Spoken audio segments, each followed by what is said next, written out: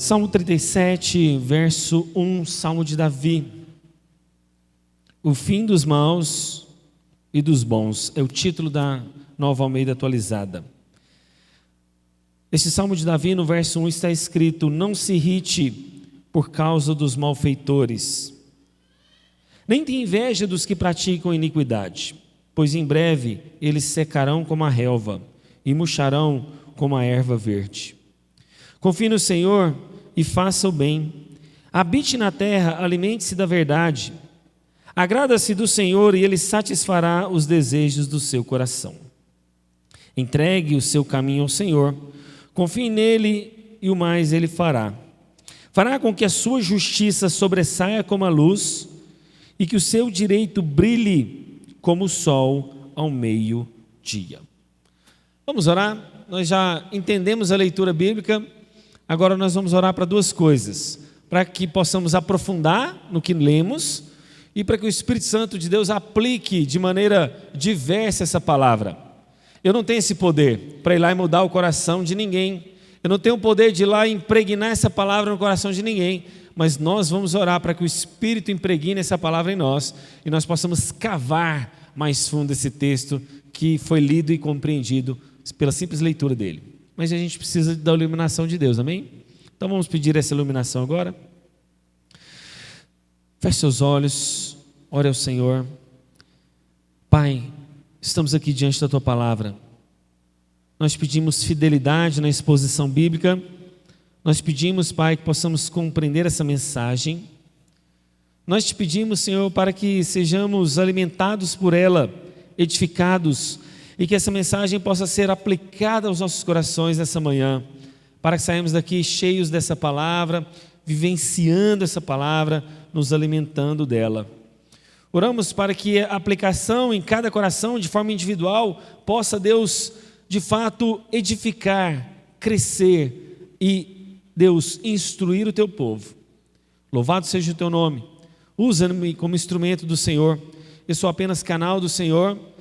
A luz não está sobre mim, a glória não está sobre o pregador, a exaltação não deve ser porque eu falo ou porque eu prego, mas porque o Senhor fala, porque o Senhor prega. Então pregue esses corações, que a minha voz seja a voz de Deus para eles, e não a do Christopher, e não a do pregador, mas do próprio Espírito de Deus falando a esses corações. Enche-nos nessa manhã, nós carecemos, nós suplicamos, nós te pedimos, porque homem nenhum tem poder, Pai, para encher esses corações, a não ser o Senhor mesmo. Homem nenhum pode fazer a obra, Deus, sobrenatural. Por isso eu te peço, faz essa obra de forma grandiosa, sobre-humana, que vai além da expectativa, que vai além dos corações humanos, mas venha do próprio Deus e do próprio Espírito aplicando essa mensagem. Oramos assim, confiados que essa oração será ouvida e respondida em nome de Jesus. Amém. Irmãos, a leitura desse salmo é muito interessante porque esse salmo mostra alguém que não deve invejar o ímpio. E nesses tempos de rede social a gente inveja muito as pessoas. Quando a gente vai olhando no Instagram, no Facebook, quando a gente vai olhando no YouTube, a gente começa a invejar as outras pessoas, a gente começa a se comparar um com o outro. E essa comparação vai meio consumindo o nosso coração. Imagine eu como pastor, a gente olha a igreja nesta manhã, e aí você vai lá na igreja do Hernandes Dias Lopes e olha o público e fala assim: meu Deus, o que eu estou fazendo de errado? Por que a igreja não está cheia? Ou se você vai mesmo agora lá na primeira igreja presbiteriana, né, a PIPG, igreja cheia, e de repente você fala assim: nossa, a nossa igreja não está tão cheia. Quando eu começo a me comparar com outros ministérios, com outros pregadores, com a forma como o Emílio Garófago prega, com a forma como as igrejas neopentecostais, Assembleias de Deus estão cheias, você pensa assim: nossa, mas eu não estou sendo um bom pastor, a minha igreja parece que não está tão cheia. Mas eu ouvi uma frase essa semana interessante, falando o seguinte: quem gosta de plateia é pessoas que dão show. Quem gosta de público são pessoas que dão show. Nós não estamos aqui para dar show. Pastor é que gosta de plateia. Nós temos que procurar então amar as pessoas, independente se aqui tivesse duas pessoas, eu e minha esposa. Independente se nós temos a igreja que cabe aqui 300 pessoas, ou agora talvez estamos no número talvez de 40, 50. Irmãos, não importa isso, o que importa é a pregação da palavra de Deus. Isso eu estou falando agora na perspectiva do pregador. Agora imagine para você. Você tem um emprego e se compara com um colega seu que você cresceu junto, e ele está no emprego melhor, está ganhando mais que você. Você se compara a alguém que de repente não passou num concurso público e você passou num grande concurso. Você se compara àquele parente seu que de repente, né, é seu primo, seu irmão.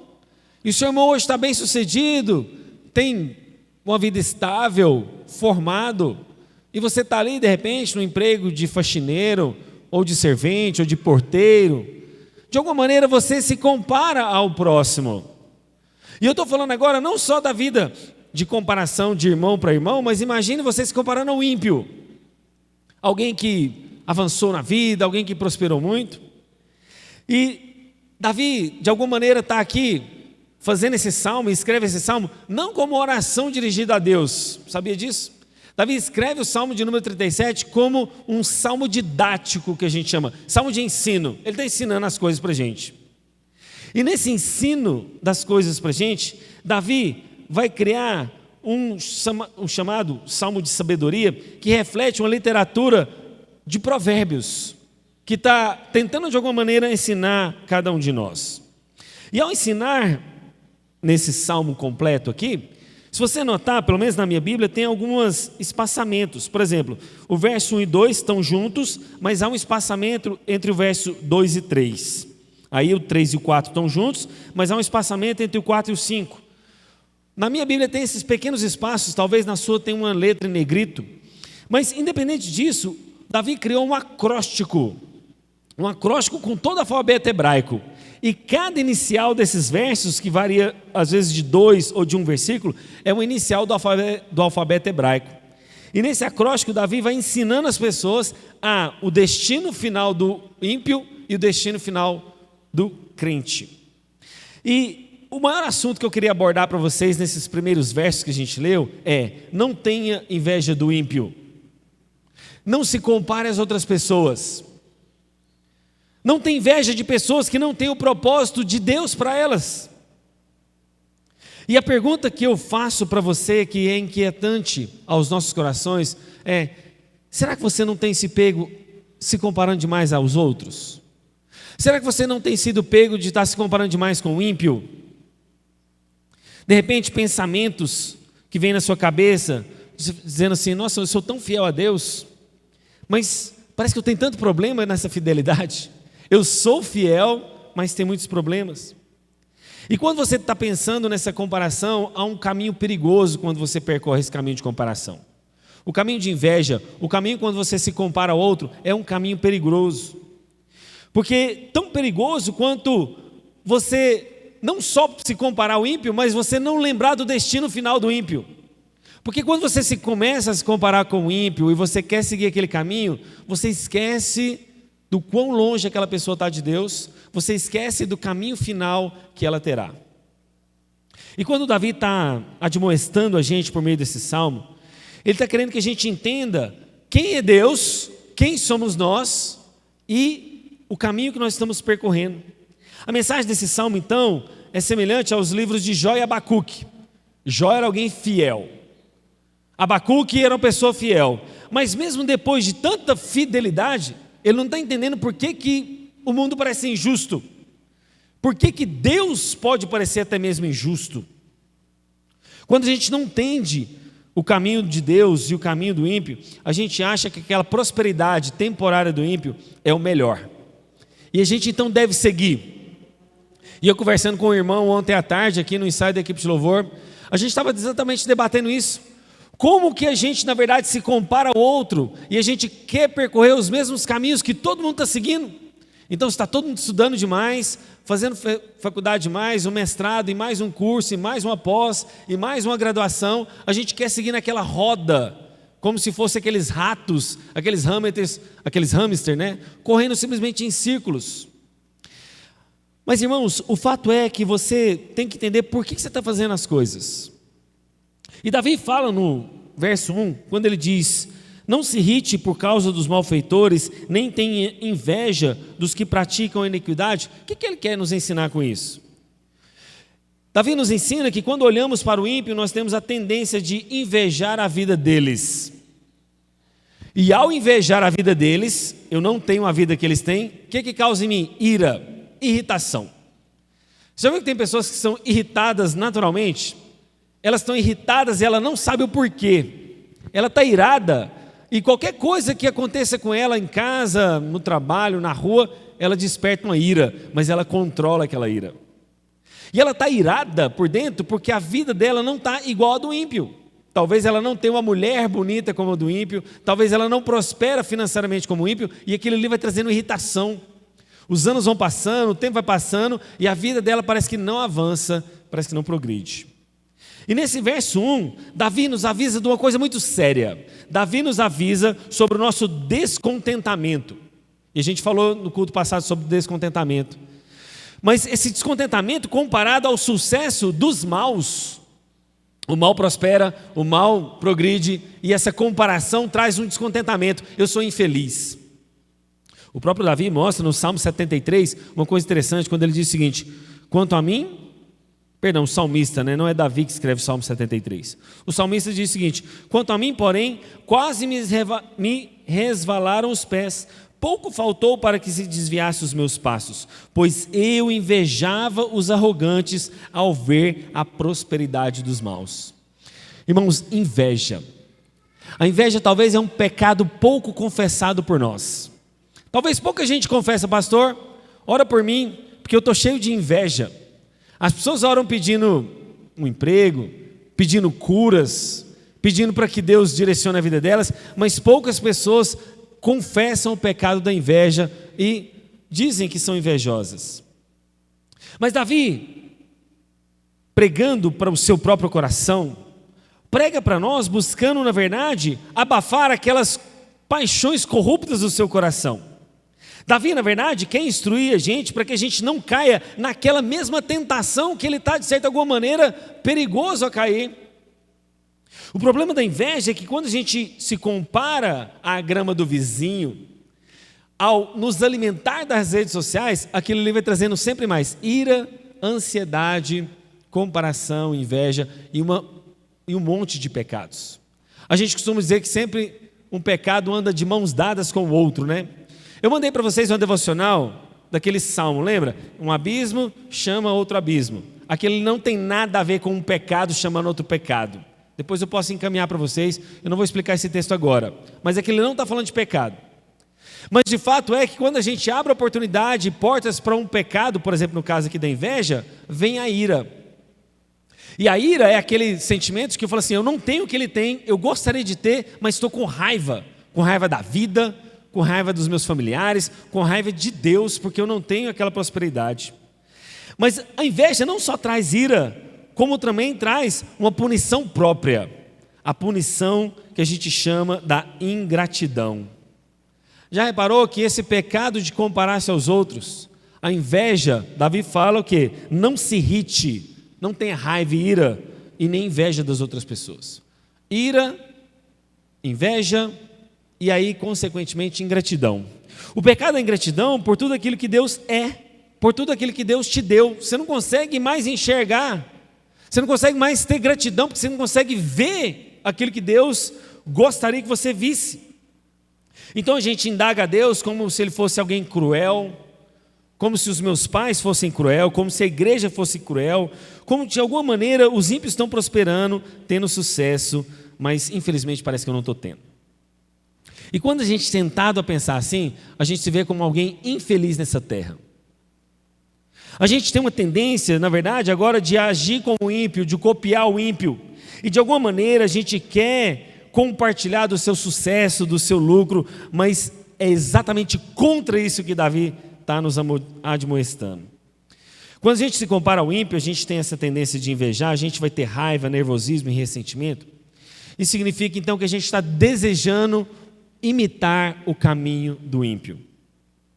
Mas nós temos que lembrar, irmãos, que o sucesso do ímpio não é uma indicação real do favor de Deus.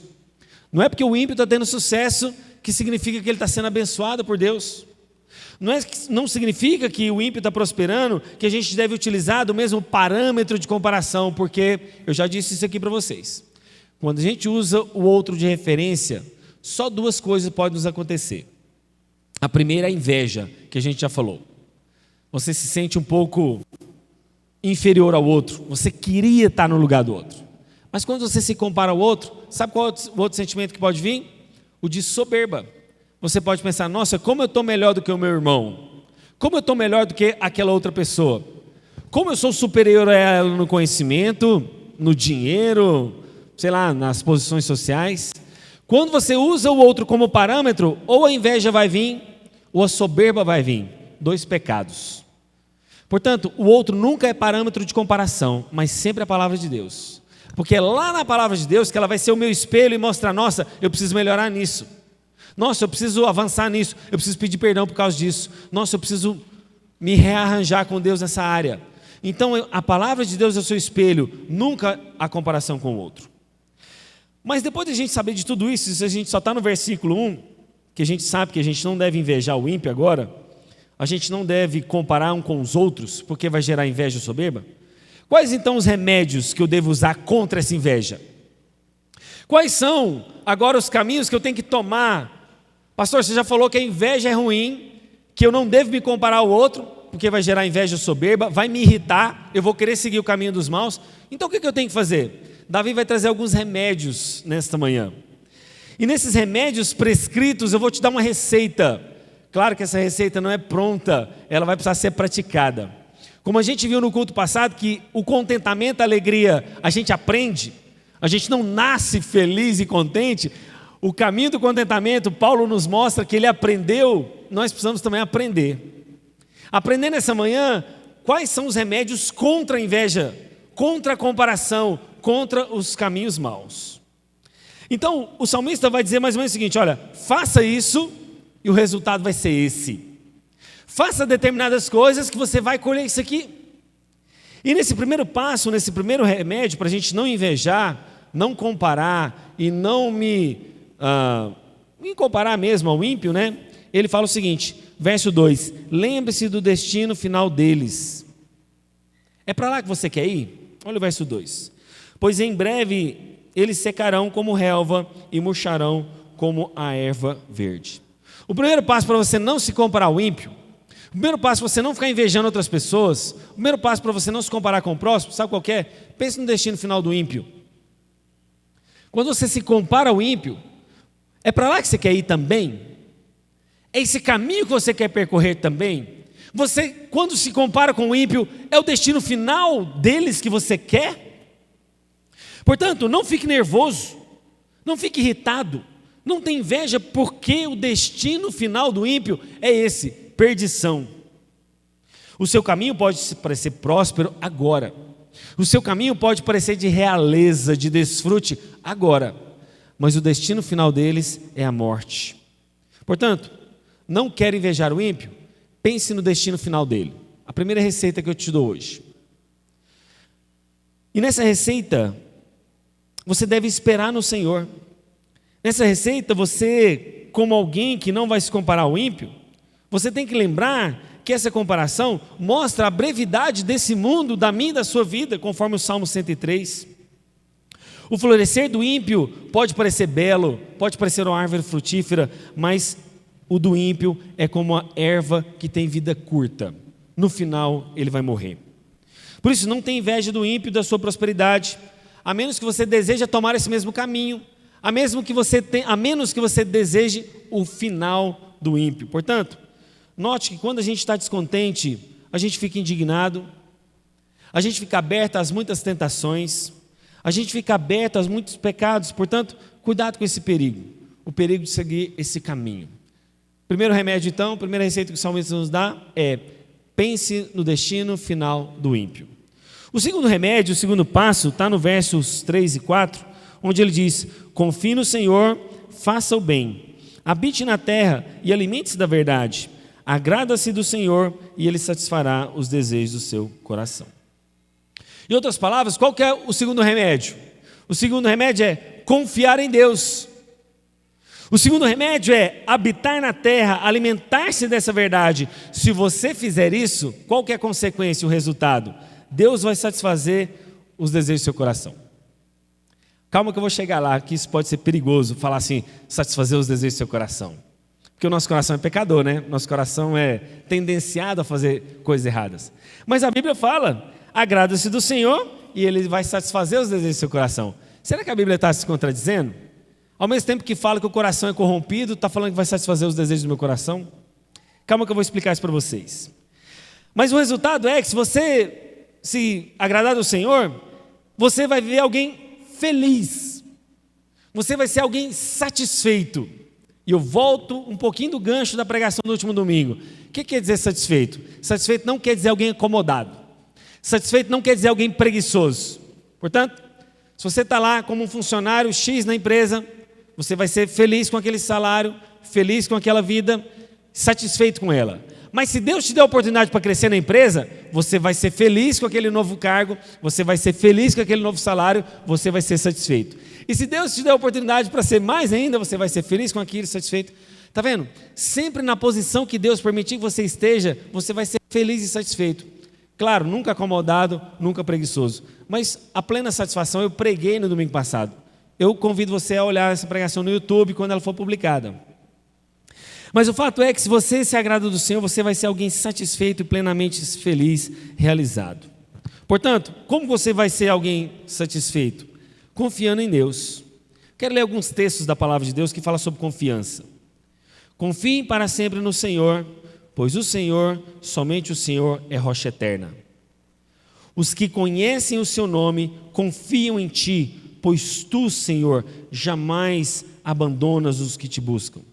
Confie no Senhor de todo o seu coração e não se apoie no seu próprio entendimento. Reconheça o Senhor em todos os seus caminhos e Ele endireitará as suas veredas. Confiança. Irmãos, sabe como é que a sua fé é traduzida? A sua fé é traduzida por confiar. E confiar, eu gosto muito de usar aquela ilustração que eu acho que eu já contei aqui, daquele equilibrista francês. Os irmãos sabem, né? Quando as torres gêmeas dos americanas foram construídas ali em Nova York, há uma distância entre aquelas torres gêmeas, que hoje não existem mais. Quando elas foram concluídas, um equilibrista francês passou um cabo de uma torre a outra. E ao passar o cabo, ele passou equilibrando entre as torres gêmeas. E aquele feito incrível, fenomenal até então, irmãos, para a época, imagine, um feito histórico. Aquele equilibrista francês não apenas fez aquele caminho uma única vez, mas ele foi e voltou por 6 vezes. Ele percorreu aquele caminho. Ao terminar de percorrer aquele caminho, os repórteres, a multidão eufórica, né? Vai lá e começa a questionar ele, que grande feito, que maravilhoso feito, como você conseguiu? Então ele explica de alguma maneira o equilíbrio. E aí um repórter está lá entrevistando ele, e o equilibrista francês fala assim, você crê que eu sou capaz de fazer isso novamente? O repórter falou, claro que eu creio, eu sei que você pode. Ele falou, então vem comigo. Na hora que ele falou, então vem comigo, é claro que o repórter não foi com ele. O que significava isso? Uma coisa é você falar que crê que o equilibrista faz aquilo. Outra coisa é você confiar que ele vai te conduzir. Às vezes a gente fala que tem confiança em Deus. Às vezes a gente fala que crê em Deus. Mas a gente não confia que Deus pode conduzir os nossos caminhos.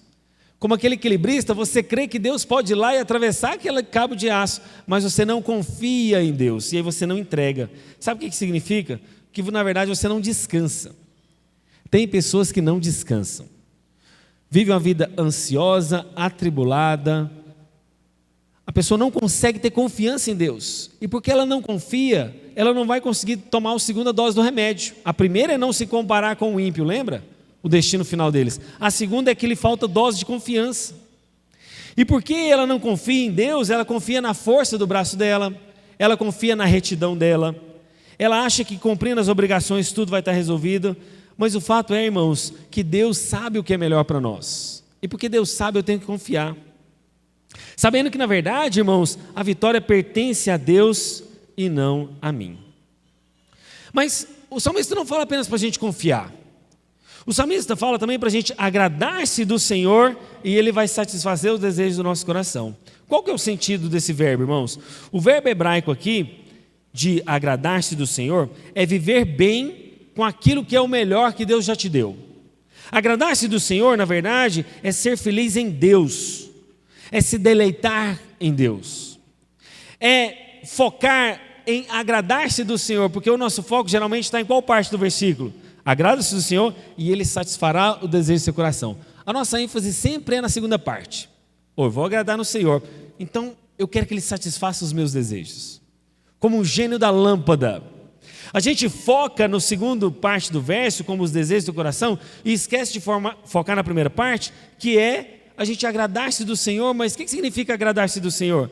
Significa, irmãos, agradar-se em Deus é um deleitar-se nessa pessoa. Buscar uma satisfação na pessoa de Deus. E para um reformado, a resposta, talvez de satisfazer os desejos do coração, é uma resposta curta, firme e direta. É claro que a gente não tem que buscar satisfazer o desejo do nosso coração, porque o nosso coração é corrupto, não é?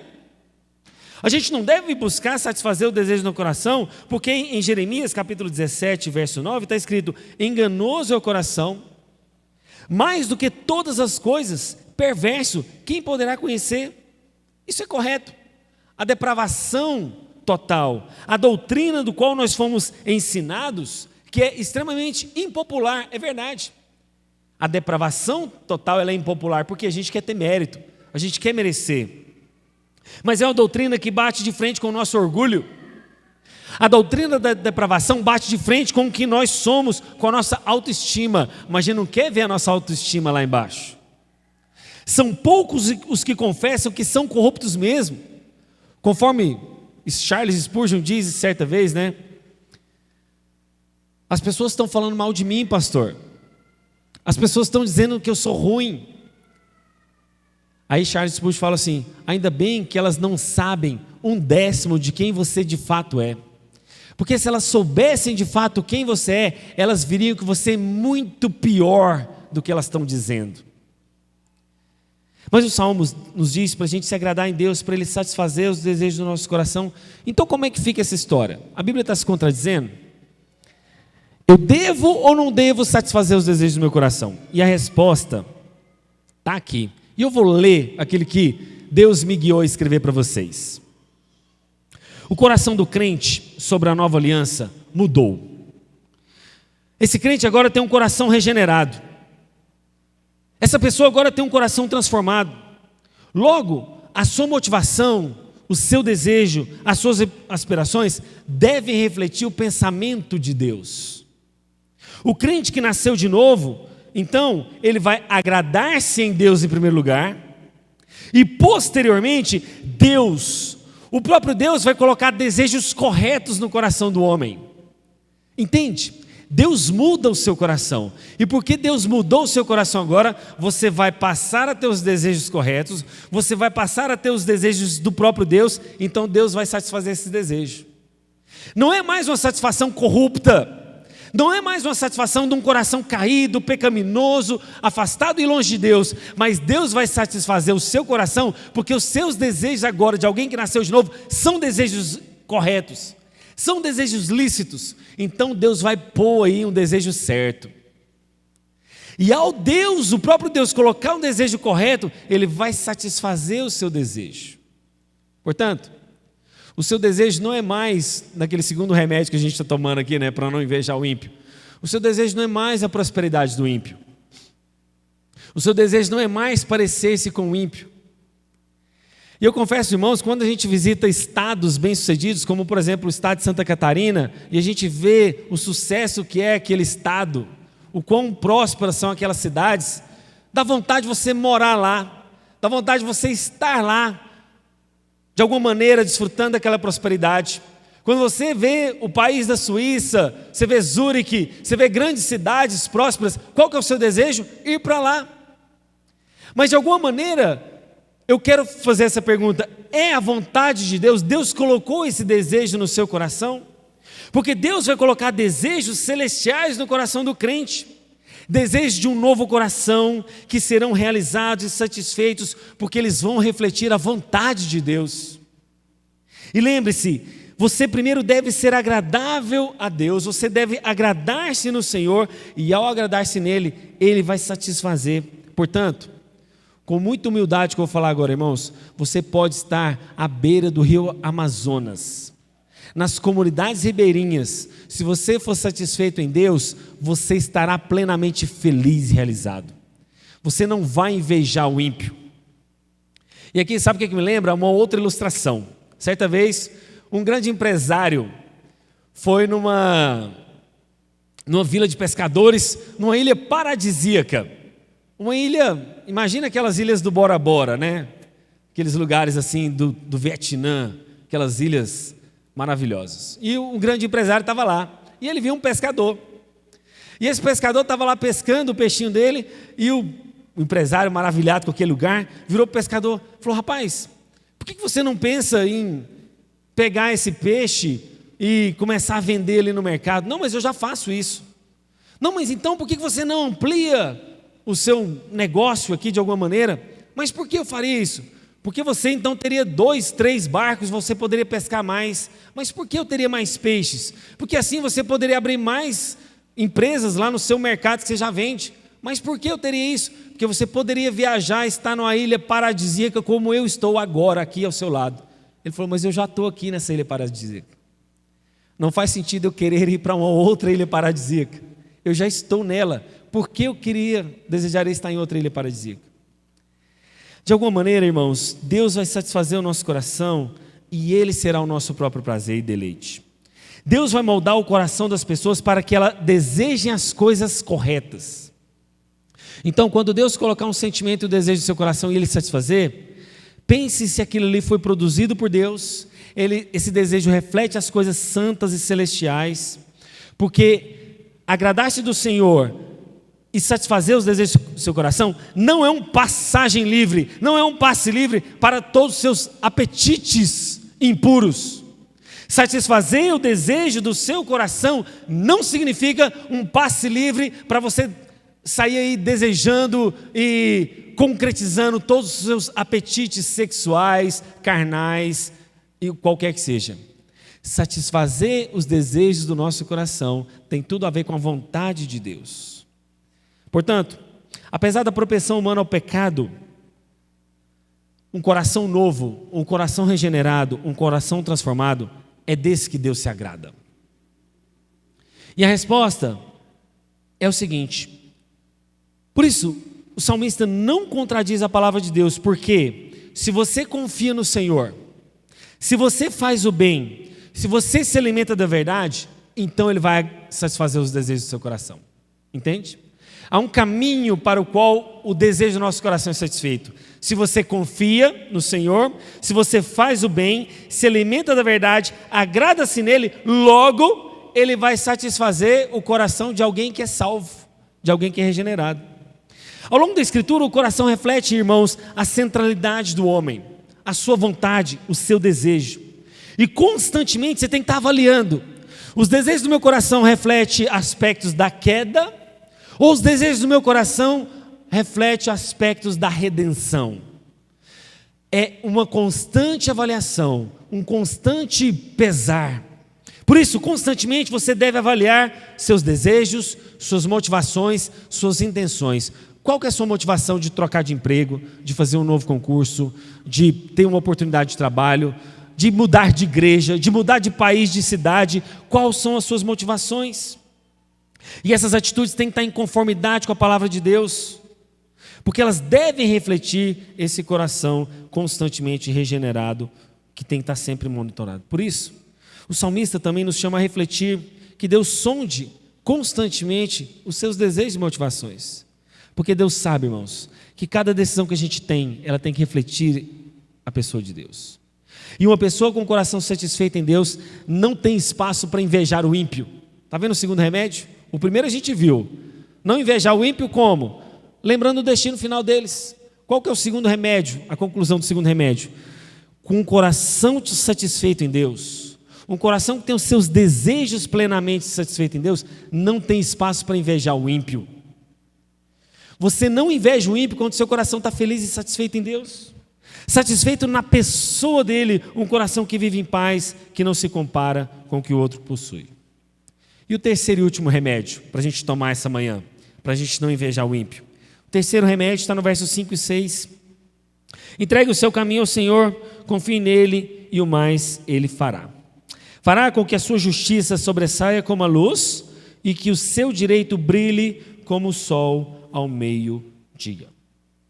Irmãos, a terceira dose de remédio que a gente precisa tomar essa manhã é entregar o nosso caminho ao Senhor.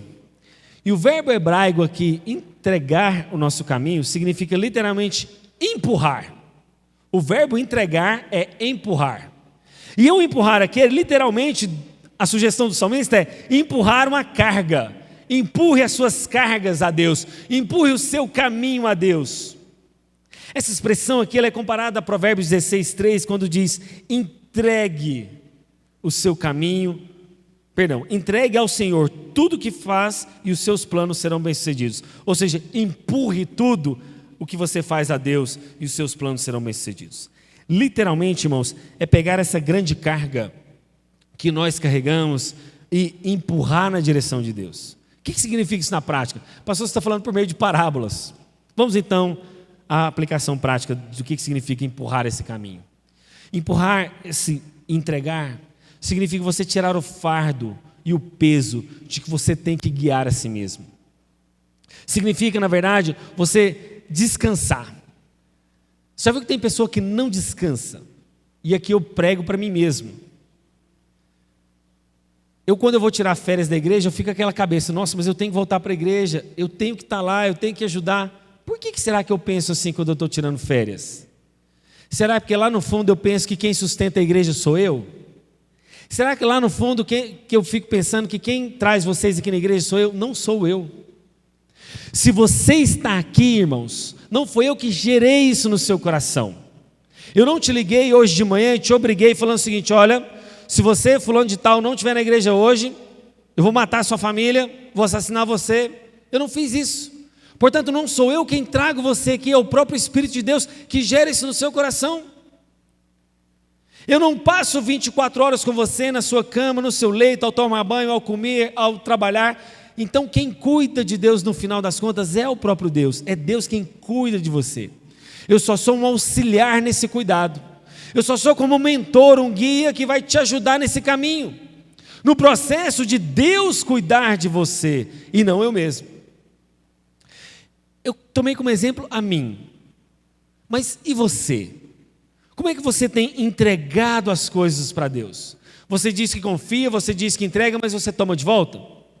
Porque parece fácil entregar, mas de alguma maneira você vai lá e toma de volta das mãos de Deus. Você diz que descansa, você diz que entrega, mas a sua vida é atribulada. Você é ansioso, você não consegue descansar. Você não consegue dormir no seu leito e pensar que Deus sim vai trazer a provisão para você no outro dia. E aqui, irmãos, eu não estou dando novamente passagem à preguiça, que é um pecado. Eu não estou dando passagem aos acomodados. Não é isso, não me entenda mal.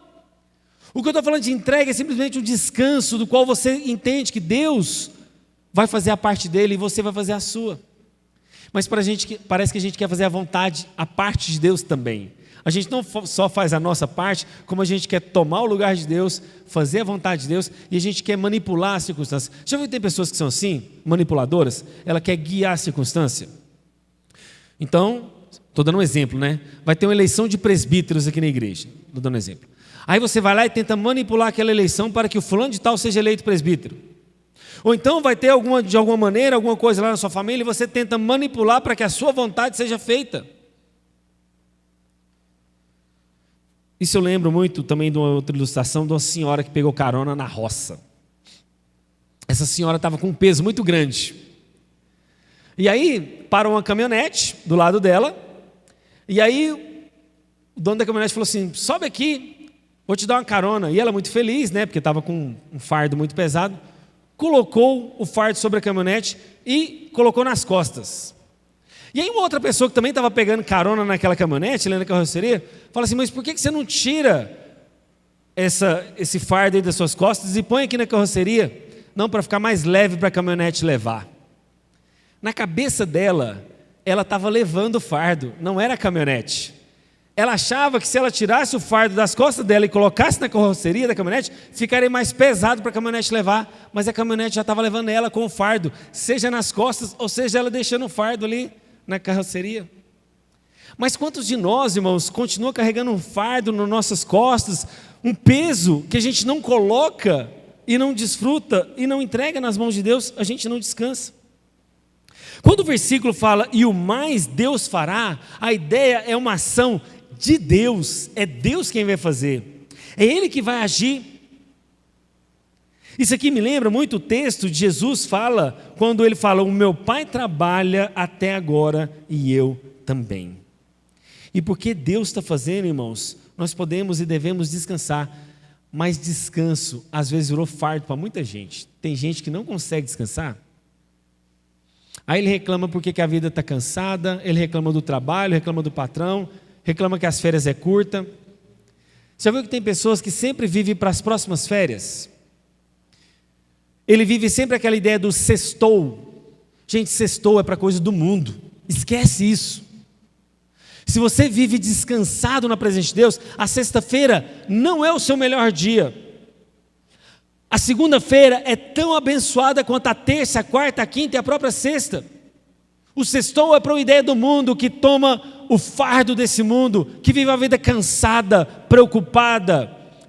Para quem é ímpio, e você não se compara ao ímpio, para ele o sextou é uma bênção, mas para você não.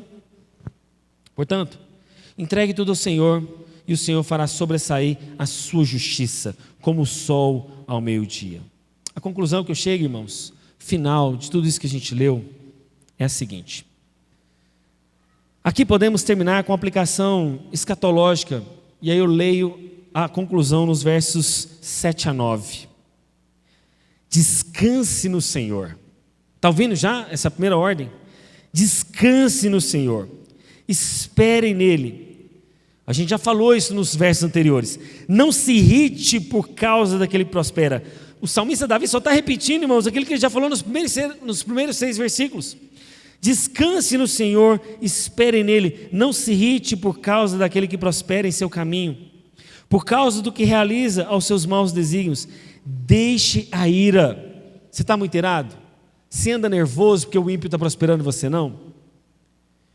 Deixe a ira, abandone o furor, não se irrite, certamente isso acabará mal, porque os maus feitores serão exterminados, mas os que esperam no Senhor possuirão a terra. A aplicação que eu deixo para vocês é escatológica. O que quer dizer escatológica? Do final dos tempos.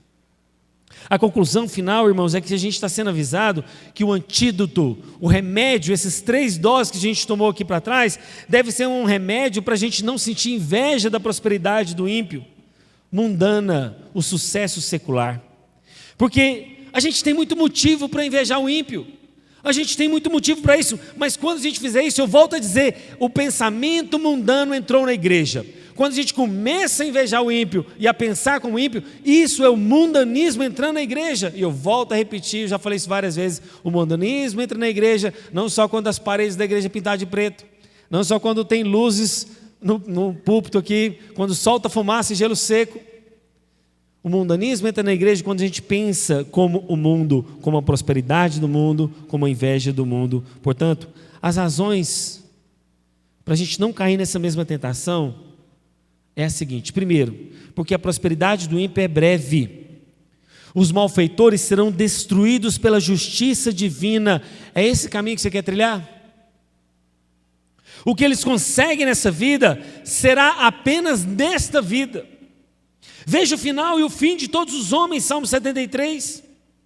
Veja o preço que vai lhe custar invejar e seguir o caminho do mal, porque a ruína deles é certa.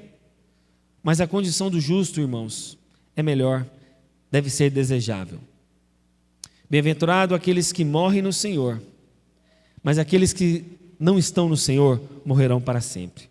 Esses são os inimigos de Deus. Eles vão desaparecer como a fumaça. Eles serão destruídos e cairão. Eles serão consumidos como aquela gordura do altar a Deus. Portanto, se tem um bom motivo que você não deve invejar o ímpio e a prosperidade dele, lembre-se dessas 3 doses de remédio. Reflita, pense e viva essas 3 doses. Porque como Paulo falou, eu aprendi a ser contente em toda e qualquer situação, seja na abundância ou seja na escassez. Vamos orar?